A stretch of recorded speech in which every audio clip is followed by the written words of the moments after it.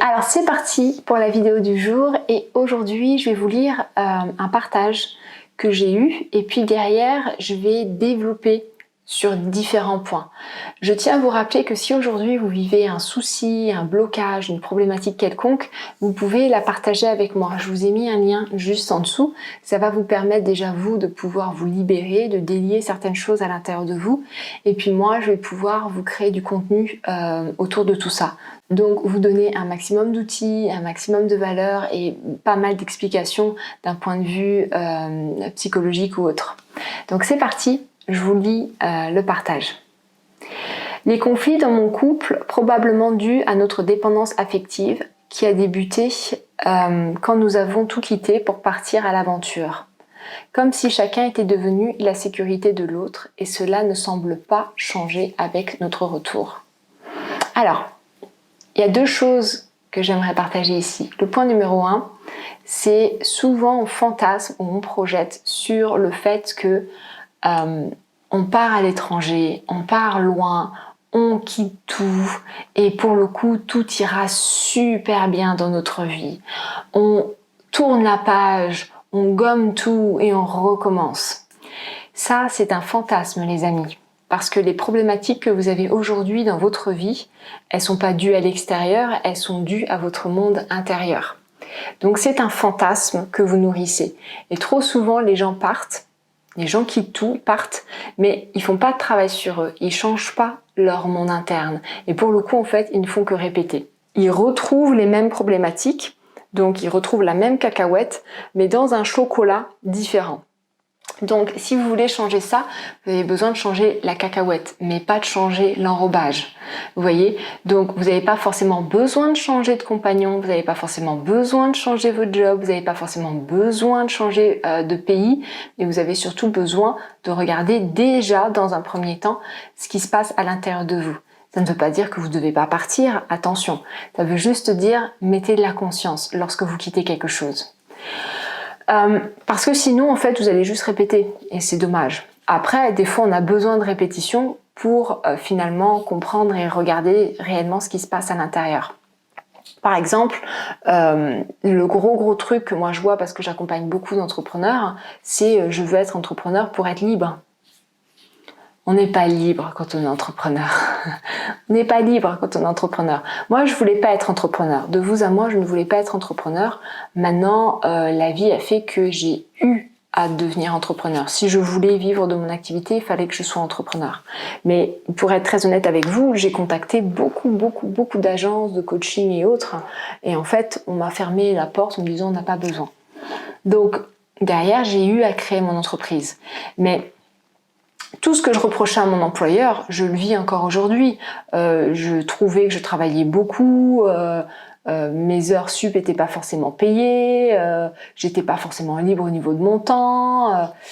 Aujourd'hui, je suis libre parce que j'organise mon agenda.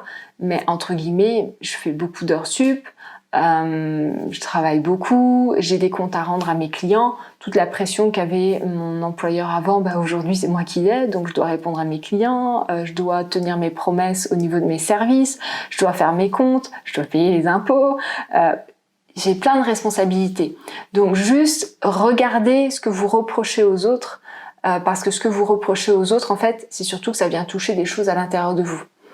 Et puis c'est pareil, souvent les relations de couple, on quitte une personne, ok, on est fatigué, on est épuisé, il y a plein de choses qui se jouent, mais souvent on ne fait que switcher pour prendre la même personne avec la même cacahuète, mais un autre enrobage. Donc il y a besoin que vous alliez voir la problématique de fond de manière à ce que tout le reste change réellement et pas juste en surface.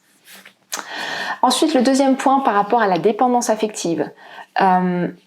C'est certain que beaucoup de personnes ont cette perception, ont cette croyance que je me sens à moitié, je ne me sens pas complet, je me sens à moitié et pour le coup j'ai besoin de trouver une autre moitié et que à deux on va pouvoir faire un. Et le problème c'est que on ne fait jamais un avec l'autre. Soit on fait deux demi et souvent du coup l'entité du couple ressemble à ce deux demi qui se tient bancalement l'un sur l'autre, mais qui pour le coup peut s'étouffer, voire même se faire mal. Ou alors il y a 1 et 1 qui crée une entité entière, qui crée une autre entité, et pour le coup on est sur du 1 plus 1 égale 3. On crée une autre entité. Le couple ne fait pas partie ni de l'un ni de l'autre, mais le couple c'est vraiment une entité à part. Donc cette croyance ou ce truc qu'on entretient via les films, via les dessins animés, via plein de choses, en fait, elle vous empêche de réellement vous épanouir. Elle vous empêche de créer ce qu'on appelle des liens d'interdépendance. Aujourd'hui, vous êtes dépendant, vous avez la perception que sans l'autre, vous êtes en insécurité, que sans l'autre, vous allez mourir, que sans l'autre, c'est la fin du monde.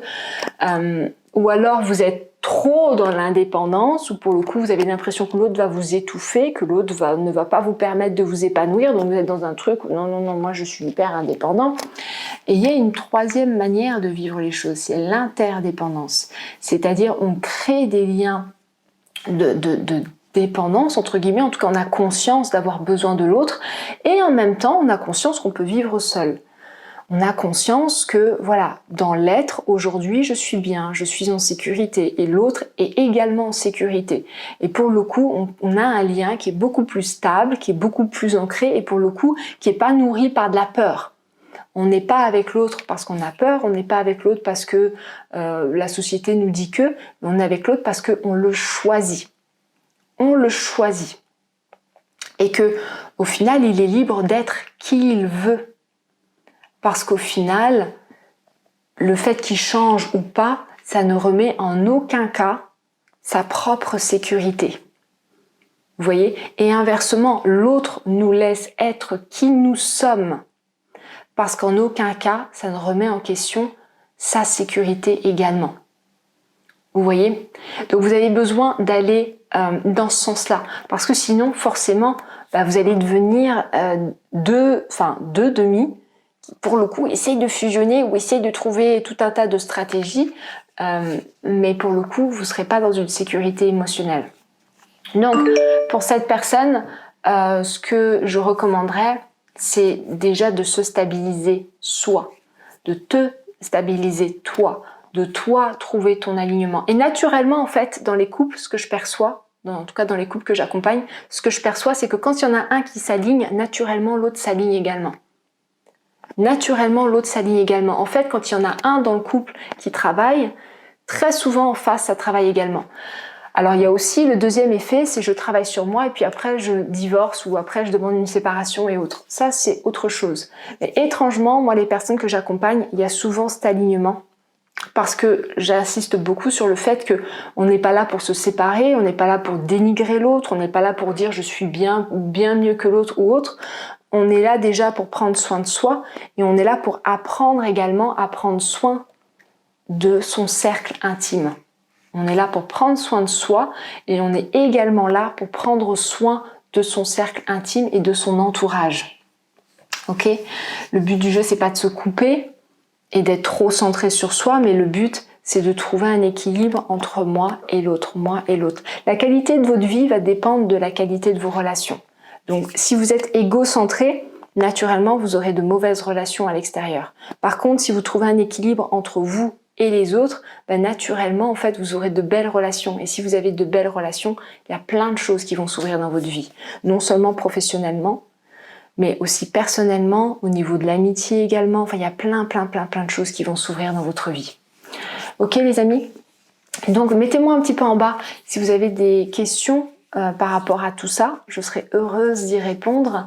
Et puis partagez cette vidéo à quelqu'un parce que ça peut rendre service.